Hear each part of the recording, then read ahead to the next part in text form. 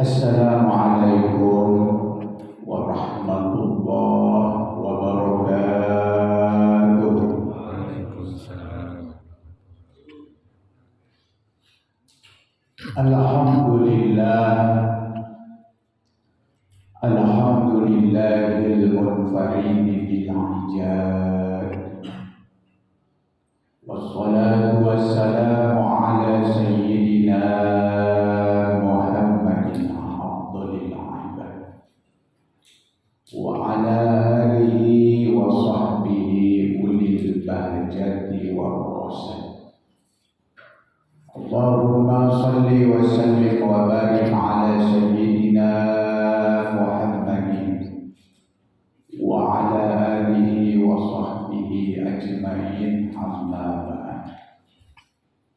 Allahumma arinal haqqa haqqan warzuqna ittiba'ah wa arinal batila batilan warzuqna ijtinabah.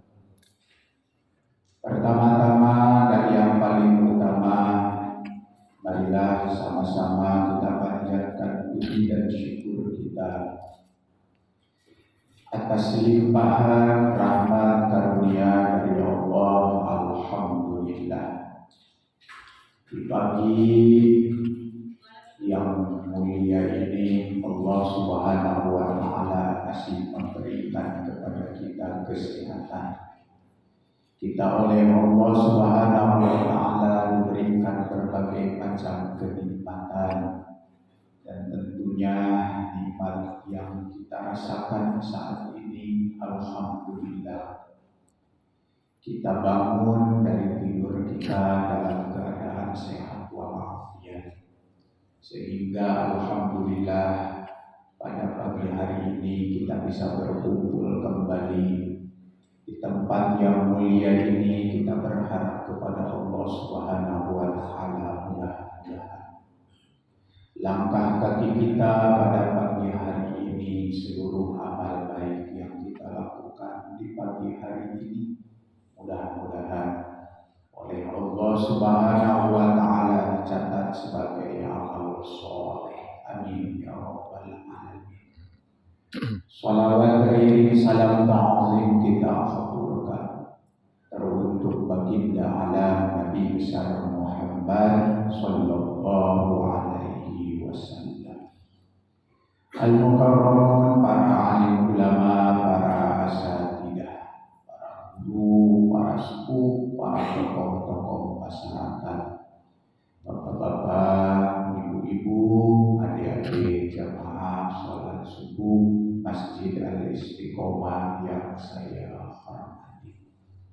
Wabil khusus yang sama-sama kita hormati takmir Masjid Al-Istiqomah beserta pengurus Yayasan Al-Istiqomah yang hadir, di antaranya akhirnya doa Ustaz Agus Budi, para orang tua yang hadir pada pagi hari ini, di antaranya orang tua kita, para Ustaz Bulmen, para sepuh yang lain, yang mohon maaf, mohon izin, mohon ikhlas tidak disebutkan satu demi satu, tapi insya Allah tidak akan mengurangi rasa hormat dan ta'zim saya.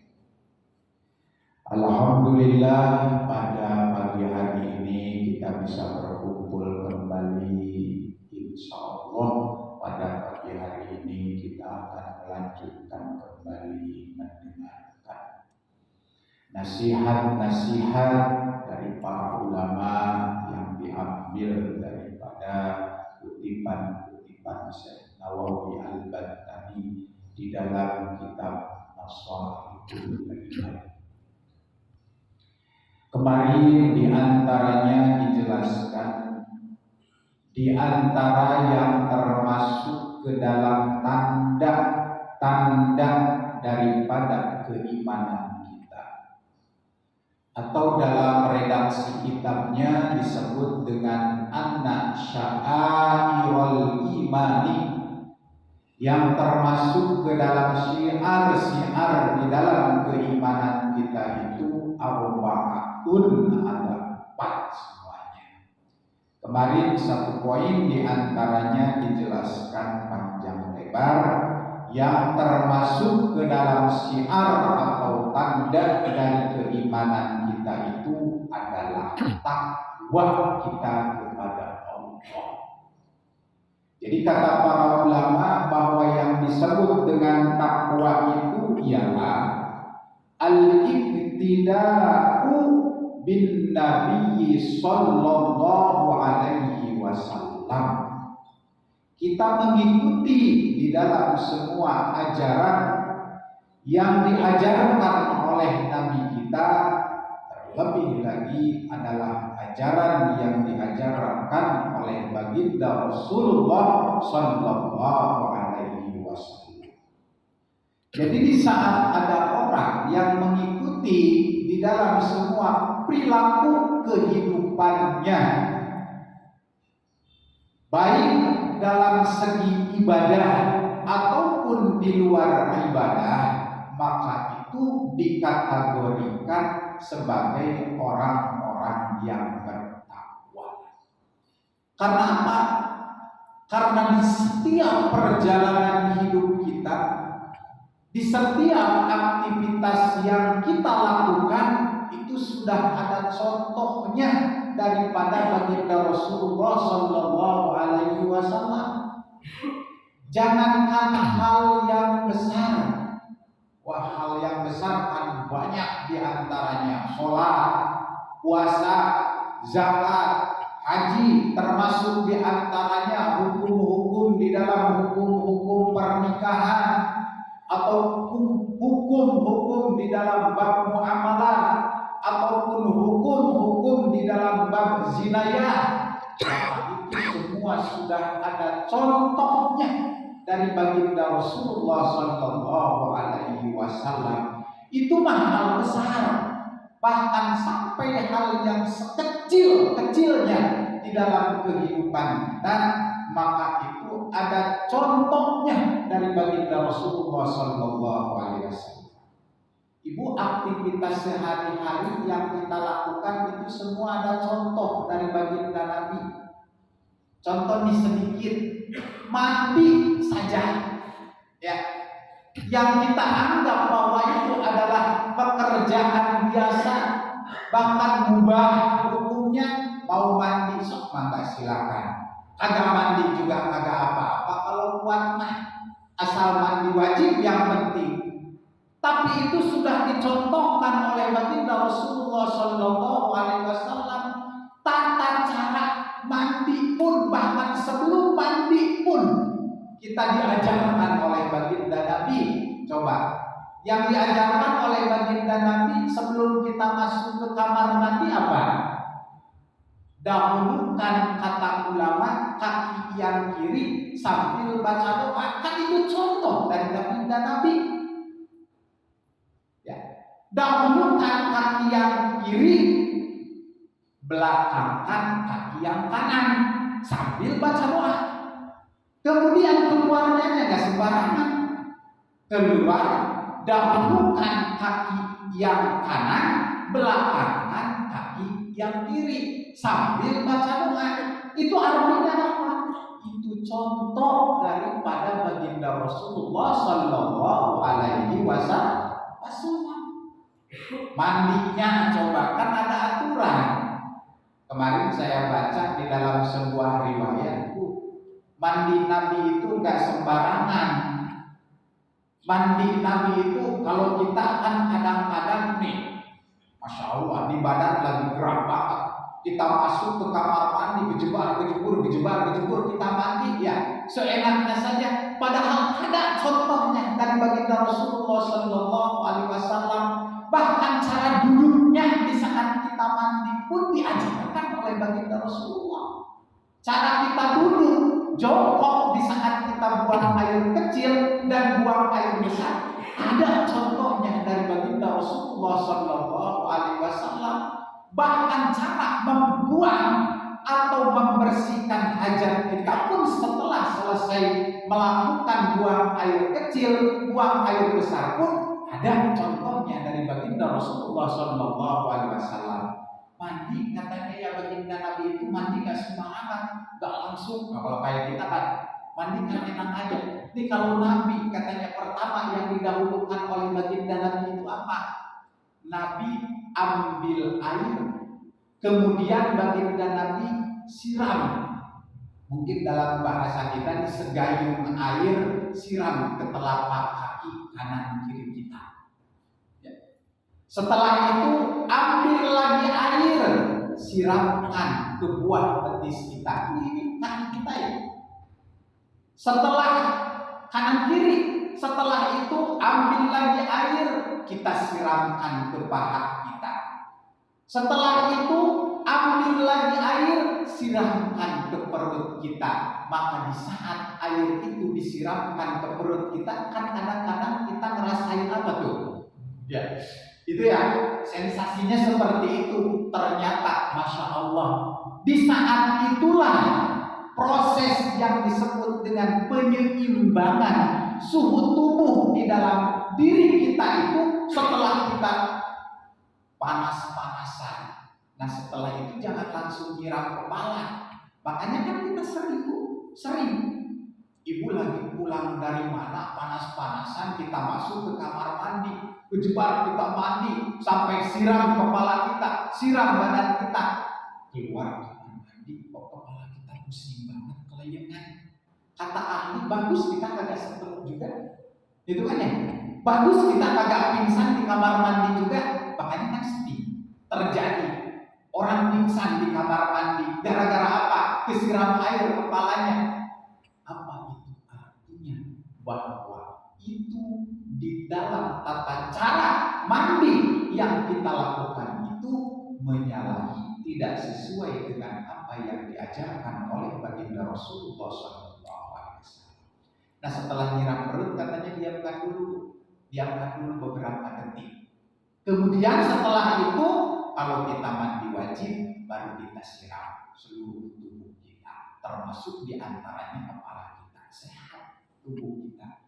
Makanya sering saya sampaikan di sini, Bu, Pak, kalau seandainya di dalam tata cara kehidupan kita sehari-hari mengikuti apa yang diajarkan oleh baginda Nabi, maka hidup kita itu akan sehat. Lihat Nabi, usia Nabi itu 62 tahun lebih. Ya, selama hidupnya baginda Rasulullah SAW, Nabi itu mengalami sakit katanya cuma 2 kali. Nabi mengalami sakitnya itu seumur hidupnya itu cuma 2 kali. Demam sakitnya baginda Nabi. Yang pertama di saat baginda Nabi kena sihir oleh seorang Yahudi namanya Lubed Dinil Aqsa. Jadi dulu ada orang Yahudi gedung banget sama baginda Nabi. Wah, ini segala cara digunain. Gimana caranya nih nyelakain baginda Nabi? Gimana nih biar baginda Nabi itu tersakiti? Segala cara udah digunain, termasuk diantaranya cara-cara yang halus seperti itu. Si Lubed itu ambil ikatan, kata para ulama, ya mungkin rambut dipintal-pintal kalau dalam dunia seperti itu, kemudian ditaburkan, disimpan di air yang buat mandinya baginda Nabi. Kemudian baginda Nabi mandi dengan air itu, pulang mandi baginda Nabi badannya bukan malah seger, baginda Nabi malah menggigil panas demam. Itu sakitnya Nabi itu cuma begitu. Kedua, sakitnya baginda Nabi itu menjelang wafatnya. Gimana nih kata para ulama? Menjelang wafatnya baginda Nabi itu doang. Sehat tubuhnya, kuat banget fisiknya. Bahkan di dalam riwayat dijelaskan di fisiknya baginda Rasulullah SAW itu kalau diukur adalah 40 orang yang terkuat disatukan dalam tubuh baginda Rasulullah SAW. Karena apa? Karena Nabi dari mulai bangun sampai tidur, bahkan di saat tidurnya pun yunnah, kalau dalam bahasa kita ada wahyu yang diajarkan langsung oleh malaikat Jibril, disampaikan oleh malaikat Jibril dari Allah Subhanahu wa Ta'ala. Nih tata caranya, modelnya model kayak begini. Tidurnya jangan lagi tidur, baginda Nabi sampai mati. Makanya nih kalau ada orang di luar Islam yang ngomong bahwa orang Islam itu kagak boleh berpolitik. Pak, Bu, politik itu urusan besar. Di dalam Islam itu jangankan urusan besar, urusan kecil aja diatur. Politik itu urusan besar. Itu adalah sebuah ucapan, perkataan, bahkan redaksi tentunya yang membodohkan kita sebagai umat Islam. Harus ngerti, harus memahami. Karena apa? Kalau seandainya kita kagak ngerti, kagak memahami, nanti kita akan dibodohi. Islam itu seperti itu. Maka yang terpenting adalah di saat kita mengikuti apa yang diajarkan oleh Rasulullah Shallallahu Alaihi Wasallam, itu tandanya adalah kita bertakwa kepada Allah Subhanahu Wa Taala.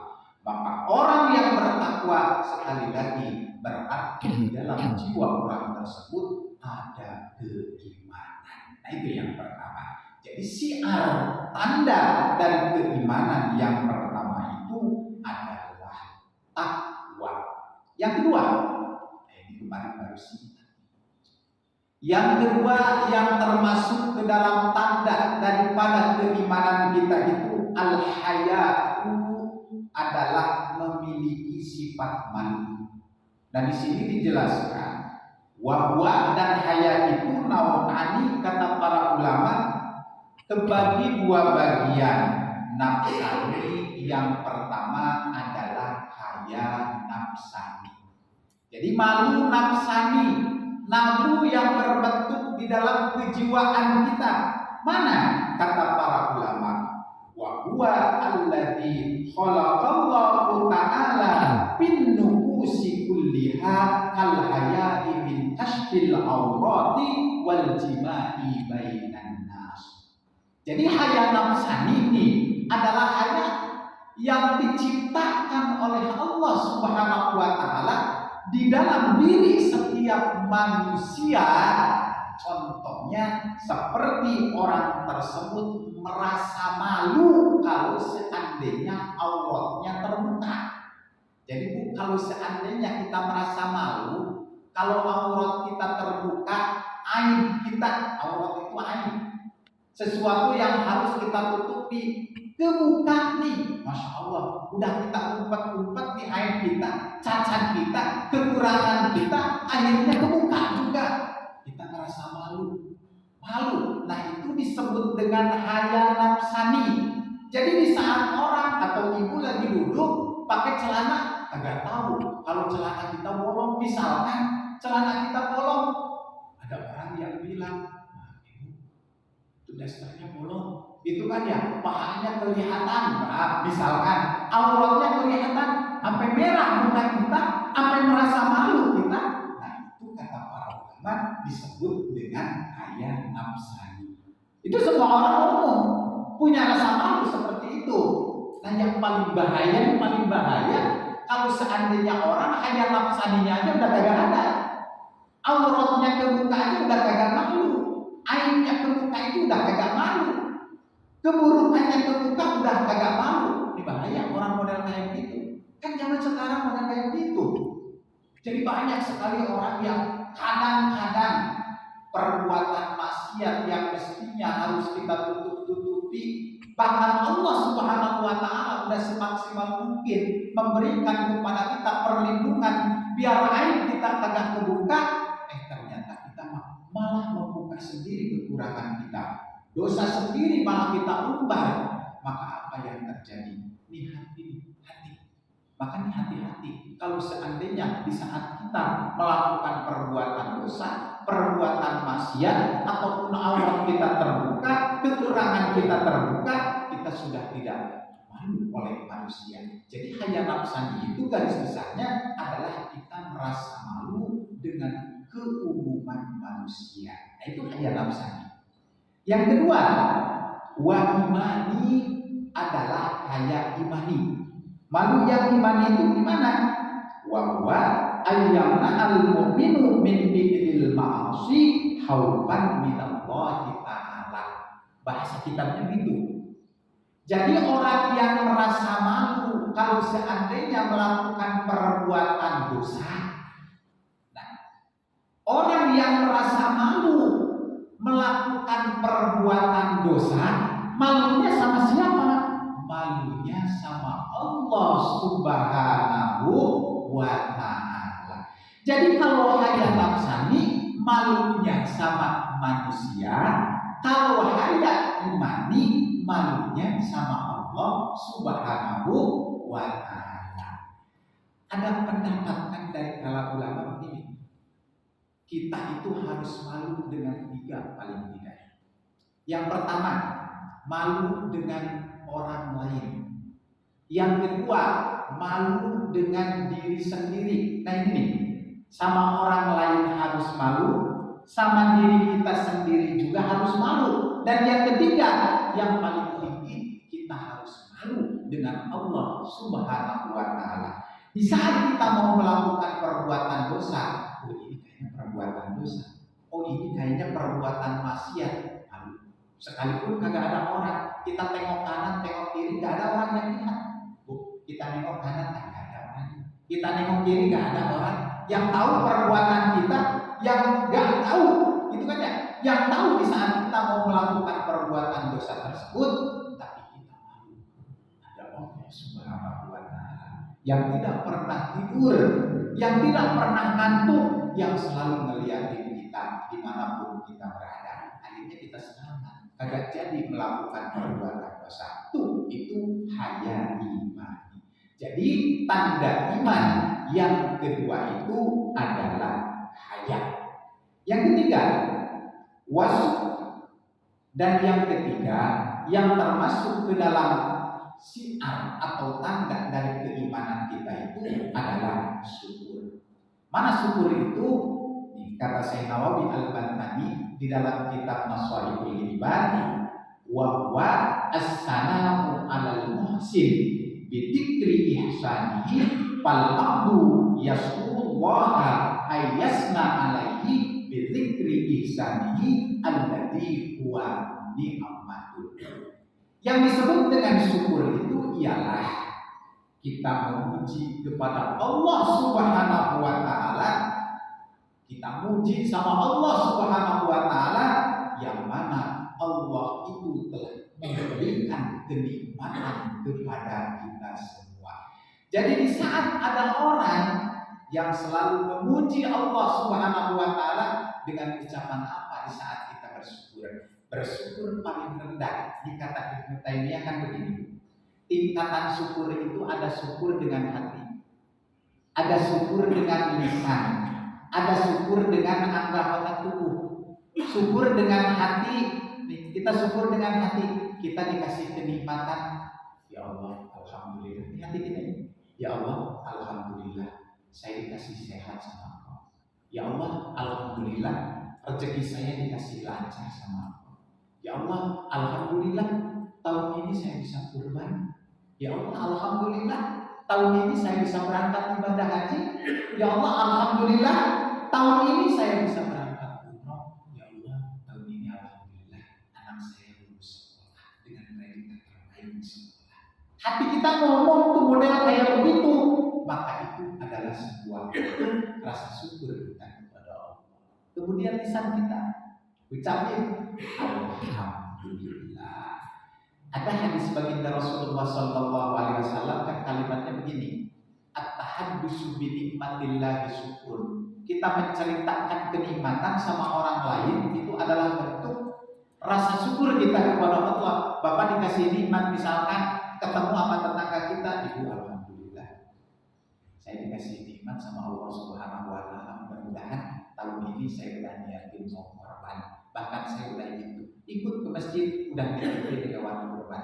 Diomongin nama tetangga kita, diomongin nama teman kita, maka itu adalah bentuk rasa syukur kita kepada Allah. Tapi jaga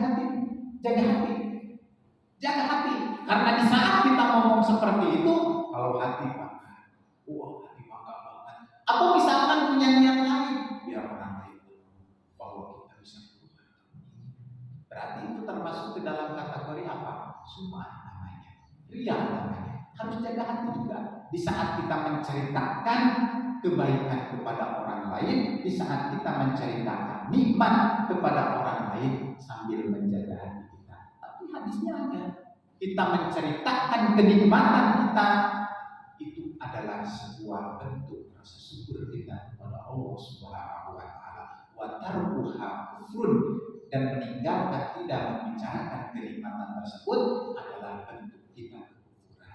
Itu kita syukur dengan hati kita syukur dengan lisan kita, dan yang ketiga kita syukur dengan anggota tubuh kita. Jadi kita sholat ibu, kita sholat bapak sekarang, kita pergi ke majelis ilmu, sampai saat ini kita duduk di tempat ini adalah kita lagi bersyukur kepada Allah Subhanahu wa taala. Jadi orang yang bersyukur atas semua apa yang Allah berikan kepada kita, itu adalah tanda-tanda orang yang beriman. Yang terakhir, yang termasuk ke dalam tanda-tanda yang beriman itu adalah wasobru, sobar. Mana sobar itu? Kata para ulama, tarkusakwa min alamil balwa li ghairillahi la ilallahi. Itu kan ya. Jadi yang disebut dengan sabar itu adalah meninggalkan kita mengeluh kepada selain dari Allah. Tapi di saat kita mengeluh hanya kepada Allah Subhanahu wa taala, itu tidak termasuk ke dalam kategori orang yang tidak bersabar. Dalam istilah kita itu ada yang disebut dengan sikayah. Sikayah itu Pak, kita ngeluh sama orang lain. Kadang-kadang ini kan kerjaan kita. Nemu pagi kita ngeluh dengan pagi. Nemu hujan kita ngeluh dengan hujan. Panas kita ngeluh dengan panas. Sakit dikit kita ngeluh dengan sakit cuma dikit doang. Ngeluh terus hidupnya. Maka orang yang selalu mengeluh di dalam hidupnya itu adalah tanda-tanda orang tersebut tidak bersabar. Apalagi sekarang, kadang-kadang kan ada orang yang keluhannya itu di media sosial. Di Facebook tuh kesusahannya disebutin, di Instagram kadang-kadang kesusahannya disebutin. Itu kan, ya Allah, dia nulis tuh status, kadang dia nulis story tuh, dia nulis di Facebook, dia nulis, ya Allah, begitu amat berat ya musibah yang Kau berikan kepada saya. Padahal cuma cantangan doang itu, atau cuma ketemuan doang, tapi dia bilang, ya Allah, begitu amat sangat berat musibah yang Kau berikan padaku saat ini. Padahal cuma kaki sakit dikit doang. Sudah. Akhirnya apa yang terjadi? Rumah tangga kita dikeluhin sekarang ya. Kadang kita ngeluh nih, ngeluhin suami, kita pasang status suami kerjanya molor mulu. Akhirnya semua orang tahu kita punya suami molor. Kita pasang status kadang-kadang, asal gua nikah sama dia ternyata kagak bisa masak. Misalkan, akhirnya orang tahu. Yang tahu bukan hanya satu kampung, yang tahu bukan hanya orang sedikit, sedunia bahkan orang tahu. Kalau istri kita kagak bisa masak, kita ngeluh aja. Akhirnya apa yang terjadi? Masya Allah, hidup itu terasa sumpah, hidup itu terasa berat. Kan kemarin sudah disampaikan, di saat hidup kita selalu sabar, di saat hidup kita selalu syukur, di saat hidup kita selalu qanaah, di saat kita selalu pasrah sama Allah Subhanahu wa taala, maka kesenangan itu akan hadir di dalam jiwa kita. Kita sekarang susah bukan karena punya uang kadang-kadang. Kita sekarang susah bukan karena sakit kadang-kadang. Kita susah sekarang bukan karena kagak punya pekerjaan, tapi kita susah kadang-kadang karena kita tidak bersyukur kepada Allah Subhanahu wa taala. Kata baginda Rasulullah kan begitu, al-iman nisbun bisyukri wa nisbun bisabri. Bahwa iman itu ada dua sisi. Satu sisi aku letakkan pada rasa syukur kita kepada Allah, dan satu sisi lagi aku letakkan di saat kita bersabar kepada Allah. Maka orang yang selalu bersyukur kepada Allah, orang yang selalu sabar kepada Allah, hidupnya akan bahagia. Ini ada orang kan padahal kagak punya apa-apa, hidupnya juga pas-pasan, tapi kelihatan hidupnya tenang, kehidupan senang banget, masya Allah. Kayak kagak punya beban tuh orang, tapi ada orang mobil punya, rumah punya, anak juga udah pada kerja, udah pada berumah tangga, tapi kusut banget, mukanya pucat, matanya bergunang-gunang, itu aja jalannya sempoyongan, bukan karena dia tidak punya apa-apa, tapi karena dia selalu bersyukur kepada Allah akan timbul di dalam hati kita bahagia. Tapi kita ngeluh aja itu kan kerasa bahagia. Malam kita ngeluh. Kan hidup itu tergantung kita memandangnya. Hidup itu katanya, kata para ahli, di saat kita bikin berat. Lihat bagaimana Rasulullah SAW tidur ditikar, kalau dalam bahasa kita ya, tidurnya ditikar, bantalnya aja seadanya, makannya juga seadanya. Tapi bagi Rasulullah SAW bilang di rumahnya, baik di jannah, rumahku adalah surga. Masya Allah, kita rumah 2 tingkat, Pak. Kita tidur di kasur yang empuk sekali, empuk banget, kasur kita enak banget, Masya Allah. Kagak bisa tidur, kenapa ini malam kagak bisa tidur ya? Siang juga kagak bisa tidur, gelisah hidupnya. Kita tengok hati kita, mungkin kita kurang bersyukur kepada Allah Subhanahu wa Ta'ala. Kan dulu katanya ada seorang murid mundar-mandir sama gurunya minta solusi. Dia bilang sama gurunya, "Guru, kok hidup saya kagak tenang? Kenapa ya? Coba saya kasih ilmu, biar hidup saya tenang." Akhirnya si murid tersebut diundang sama gurunya datang ke rumah. Dijamu dengan makanan yang enak-enak.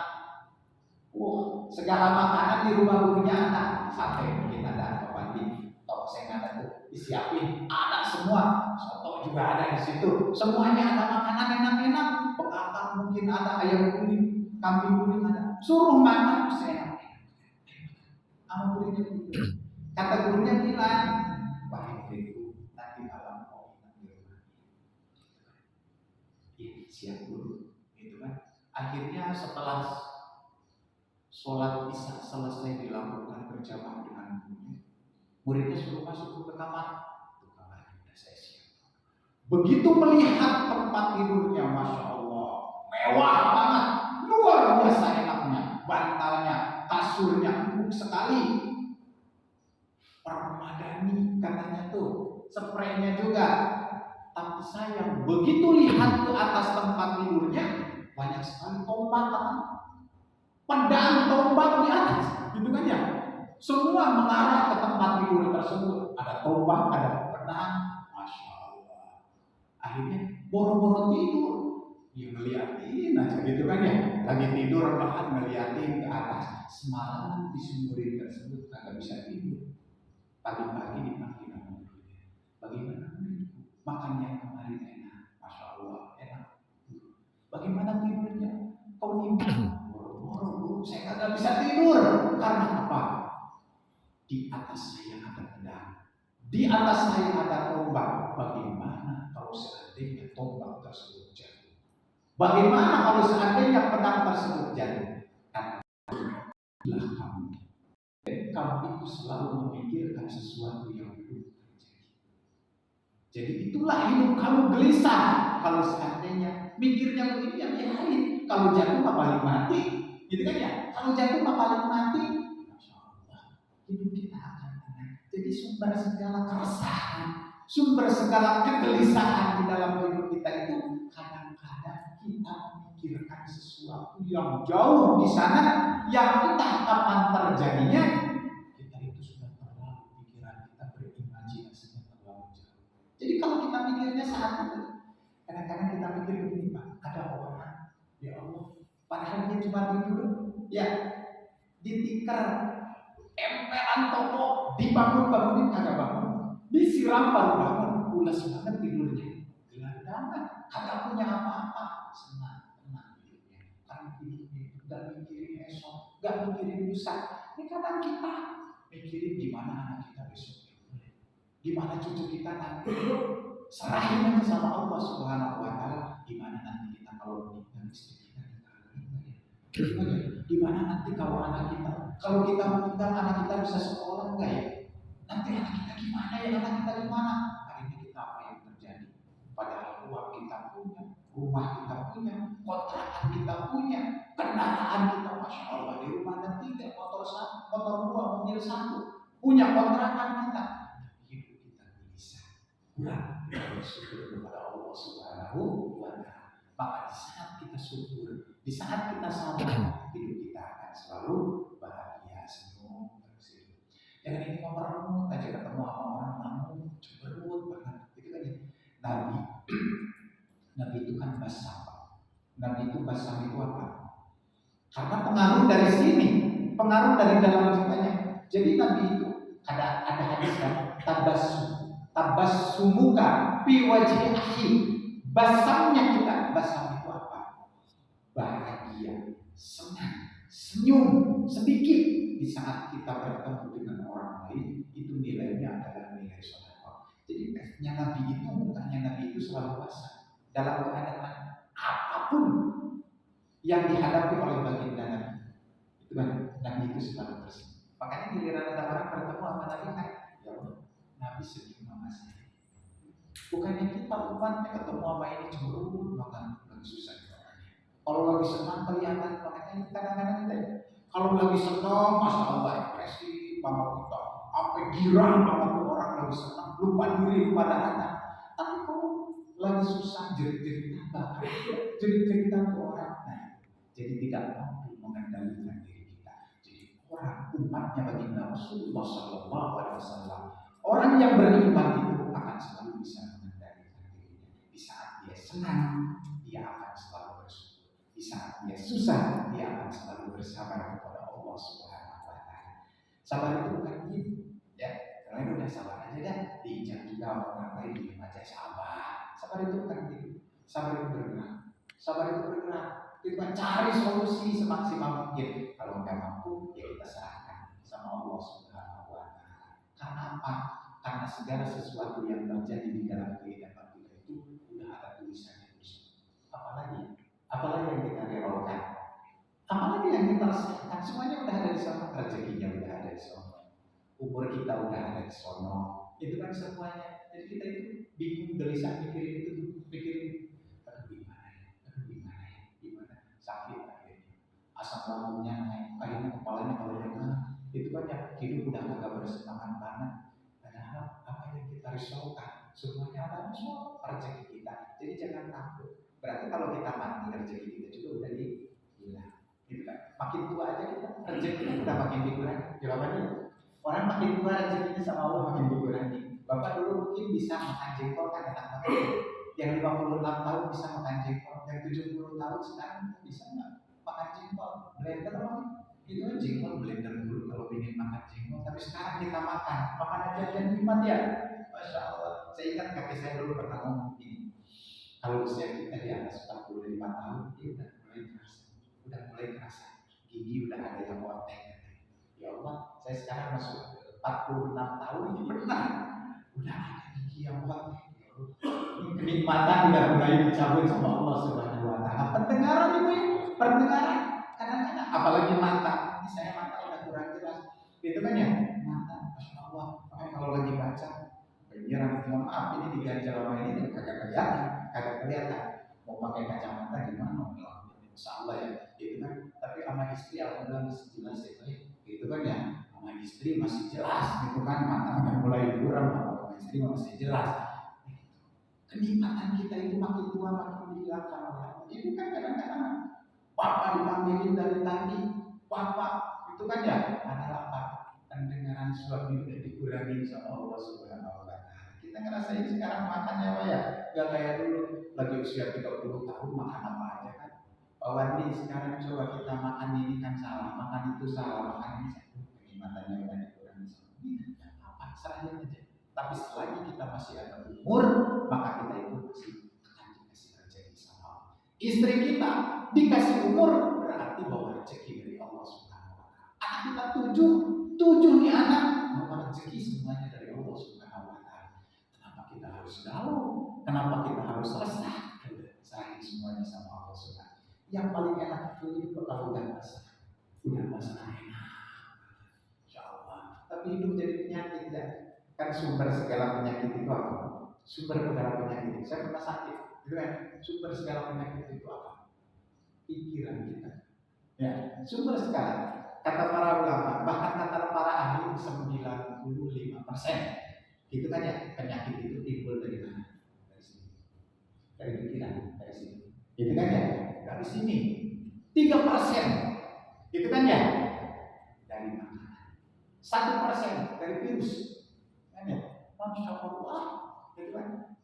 Yang dari luarnya paling cuma 5%, selebihnya dari makanan, Itu kan ya, dari pikiran semuanya, pikiran kita resah, pikiran kita gelisah. Ada orang berpikir positif. Ada orang yang udah didiagnosa sama dokter, umurnya tinggal 3 bulan lagi, dia kanker. Oh, kata dokter umur tinggal 3 bulan lagi. Akhirnya dia udah pasrah aja sama Allah Subhanahu wa Ta'ala. Lakukan yang terbaik di dalam kehidupan. Dia sedekah sebanyak-banyaknya, dia berbuat baik sebanyak-banyaknya, sholat sebanyak-banyaknya, baca Al-Quran sebanyak-banyaknya. Udah lewat 3 bulan, kok kagak mati? Saya kagak mati katanya. Kenapa kagak mati? Sampai penasaran, balik lagi ke dokter. Akhirnya cek semua tubuhnya. Kata dokter, didiagnosa semuanya sel-sel kankernya mati, sel-sel kankernya udah kagak ada. Dengan pikiran yang optimis, dengan hidup yang berserah diri kepada Allah Subhanahu wa Ta'ala, hidup mati udah ada aturannya dari Allah. Senang susah udah ada aturannya dari Allah. Yang penting kita itu usaha semaksimal mungkin. Tapi jangan ngomong kan ada orang hidup mati udah ada aturan sama Allah, makan kagak teratur. Misalnya tidur awal biasa, kan udah ada makanan sholat. Itu kan membuat kita udah diatur malam kagak tidur. Itu kan ya siang makan siang, lama-lama. Itu kan mati lama-lama. Kan kita juga diajarkan Islam itu ada cara, ada aturan dalam Islam. Nah itu 4 hal dari tanda keimanan kita kepada Allah: takwa, haya, syukur, dan sabar. Mudah-mudahan kita termasuk orang yang ada di dalamnya, orang yang bertakwa, orang yang punya rasa malu, orang yang selalu bersyukur, orang yang selalu sabar kepada Allah Subhanahu wa Ta'ala. Ibu bapak sekalian yang saya hormati, itu saja yang dapat kita sampaikan pada pagi hari ini. Mudah-mudahan menjadi ilmu yang bermanfaat. Apabila ada kata-kata yang kurang baik, kata-kata kurang mohon dijelaskan, mohon dibukakan pintu maaf yang seluas-luasnya. Kita mohon kepada Allah Subhanahu wa Ta'ala. Kita sekarang lagi berada di penghujung bulan Zulqa'dah. Sebentar lagi kita akan menghadapi bulan Zulhijjah. Kita jadikan adalah sebuah momentum terbaik di dalam kehidupan kita. Mudah-mudahan itu bulan yang begitu amat sangat agung, bulan yang begitu amat sangat mulia. Mudah-mudahan ibu semua kita bisa berkorban tahun ini. Itu tadi kita bisa berkorban. Kalau ke tanah suci kita belum nyampe, mudah-mudahan bisa berkorban kita di tahun ini. Korban sapi, korban kambing, korban domba, ataupun korban-korban yang lainnya. Jangan korban perasaan dulu ya itu ya. Saya korban perasaan dulu ya. Itu kan alhamdulillah kita berkorban insya Allah. Itu saja yang dapat disampaikan. Mari kita bacakan surat Al-Fatihah. Kita mohon kepada Allah Subhanahu wa Ta'ala dan semua yang hadir di tempat ini mudah-mudahan senantiasa selalu diberikan kesehatan oleh Allah Subhanahu wa Ta'ala, umur kita dipanjangkan oleh Allah Subhanahu wa Ta'ala, kita selalu diberikan kebahagiaan oleh Allah Subhanahu wa Ta'ala. Buat hidup kita, orang tua kita, orang yang berjasa di dalam kehidupan kita, termasuk di antaranya orang yang berjasa untuk Masjid Al-Istiqomah ini, khusus kita doakan untuk kita mudah-mudahan dan para seperti kita pendahulu kita di Masjid Al-Istiqomah ini mudah-mudahan diterima segala kebaikannya, dihapuskan segala kesalahannya, dan oleh Allah Subhanahu wa Ta'ala digolongkan dalam golongan orang yang berbahagia. Alhamdulillah wa ala kulli niyatin shalihah wa hadratin Nabi al-Fatihah. A'udzubillahi minasyaitonir rajim. Bismillahirrahmanirrahim. Alhamdulillahirabbil alamin. Ar-Rahmanir Rahim. Maliki yaumiddin. Iyyaka na'budu wa iyyaka nasta'in. Ihdinas siratal mustaqim. Siratal ladzina an'amta 'alaihim ghairil maghdubi 'alaihim waladdallin. Itu saja yang akan disampaikan dan kurangnya mohon dibukakan pintu maaf seluas-luasnya. Pada Allah wa rahmatullahi billahi taufiq wal hidayah. Assalamualaikum warahmatullahi wabarakatuh. Sallallahu